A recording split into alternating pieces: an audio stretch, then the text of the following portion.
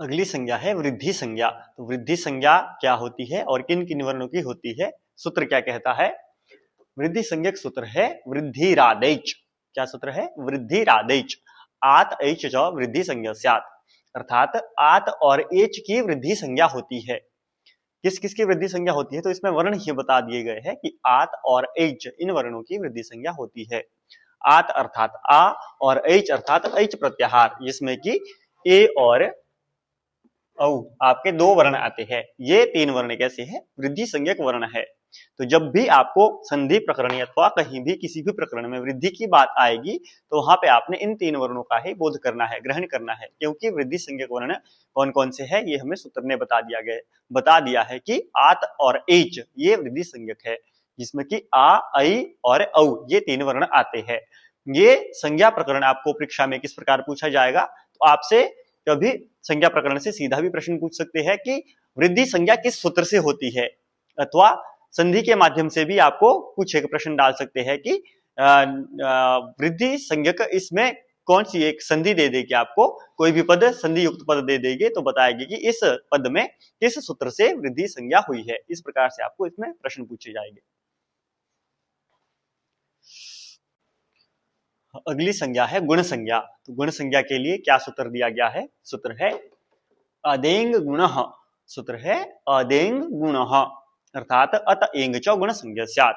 जिस प्रकार हमने वृद्धि में तीन वर्ण पढ़े थे कि ये इन तीन वर्णों की वृद्धि संज्ञा होती है, उसी प्रकार गुण के भी तीन वर्ण दिए गए हैं। तो वो तीन वर्ण कौन कौन से है, अत एंग, अत अर्थात अ और एंग अर्थात ए और ओ, वहां पे ऐ और औ थे और आ था, औ का दीर्घ रूप आ और ऐ और औ वृद्धि संज्ञक थे, और यहाँ पे गुण संज्ञक में क्या बात की गई है, अत और एंग की, अर्थात अ और ये तीन वर्ण अ ए और ओ, ये वर्ण कैसे है, ये वर्ण गुण संज्ञक कहलाते हैं।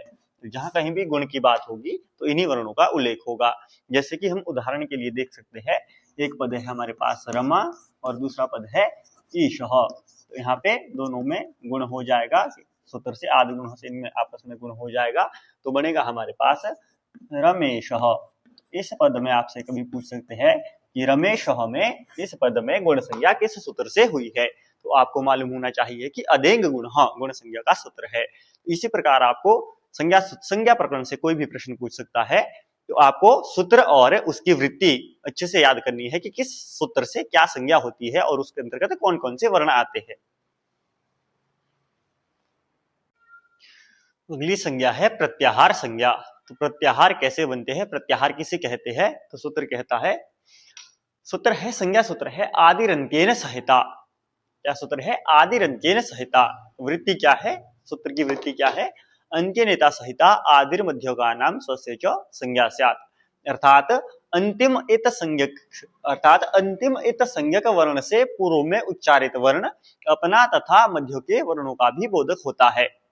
तो इसको सरल भाषा में समझिए कि अगर हमने कोई अंतिम इत संज्ञक वर्ण उच्चारण किया, जैसे कि हम उच्चारित करते हैं न, जैसे हम अण उच्चारित करते हैं, तो ये अंतिम इत संज्ञक वर्ण है।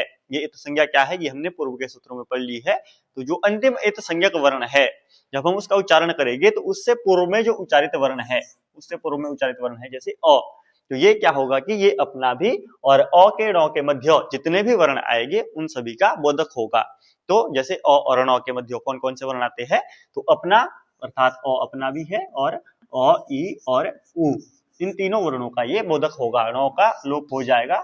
ये आपने प्रत्याहार इसमें पहली वीडियो में पढ़ चुके हैं हम, तो किस प्रकार इसका लोप होता है, क्या प्रक्रिया रहती है, ये आप पूर्व वीडियो में देख सकते हैं। परंतु प्रत्याहार कैसे बनते हैं, तो प्रत्याहार संज्ञा सूत्र क्या कहलाता है, क्या कहता है, तो देख लीजिए, अंतिम इत संज्ञक वर्ण से पूर्व में उच्चारित वर्ण जो अ है, ये अपना तथा अपने साथ साथ मध्यों के वर्णों का भी बोधक होगा। इस प्रकार हमारे प्रत्याहार बनते हैं। ये कितने हैं, ये हमने पूर्व की वीडियो में जान लिया है। अगली जो संज्ञाएं है हमारे पास वो है उदात्त, अनुदात्त और स्वरित। तो उदात्त क्या है, अनुदात्त क्या है और स्वरित क्या है, सूत्र के माध्यम से समझते हैं। उदात्त के लिए सूत्र है उच्चैरुदात्तः। वृत्ति है तालवादिषु सहभागेषु स्थानेषु उधर भागेषु निष्पन्नो अज उदात्त संज्ञा स्यात्। साधारण शब्दों में हम समझेंगे तो उच्चैरुदात्तः, उच्च ही अर्थात ऊंचे स्वर में बोले गए जो ध्वनि है, ऊंचे स्वर में बोली गई ध्वनि उदात्त कहलाती है। और अनुदात क्या कहलाती है? निश्चैर अनुदातः, निश्चय अनुदातः, विसर्गों को र हो गया है जिसके कारण निश्चैर अनुदातः इस प्रकार लिखा गया है। तो अनुदात किसे कहते हैं? निम्न स्वर में उच्चारित की गई ध्वनि अनुदात कहलाती है। और समाहारः स्वरितः, तो स्वरित क्या है? दोनों का समाहार, अर्थात उदात और अनुदात का समाहार, जो मध्यम स्वर में ध्वनि उच्चारित की जाएगी उसे स्वरित कहा जाएगा। अगर कोई बहुत ही ऊंची आवाज में बोल रहा है, कि जैसे बोल रहा है हे राम, ये हो गया आपका उदात। कोई निम्न स्वर में बोल रहा है हे राम, तो ये हो गया अनुदात। और मध्यम स्वर में हे राम, तो ये आपका स्वरित हो जाएगा। इस प्रकार आप उदात, अनुदात और स्वरित को समझिएगा। उदात, अनुदात और स्वरित ये संज्ञा किसकी होगी? तो ये संज्ञा हमेशा अचों की होगी, अर्थात स्वर ही आपके उदात, अनुदात और स्वरित है। ये हमने पहले भी वर्णमाला में पढ़ लिया है और प्रयत्नों के भेद में भी हमने पढ़ा था, क्योंकि स्वरों में ही देर तक उच्चारण की क्षमता रहती है और जो व्यंजन होते हैं वो तो अर्धमात्रिक होते हैं, वो स्वरों पर ही आश्रित होते हैं। इसलिए उदात, अनुदात और स्वरित ये संज्ञाएं केवल स्वरों की ही होती है।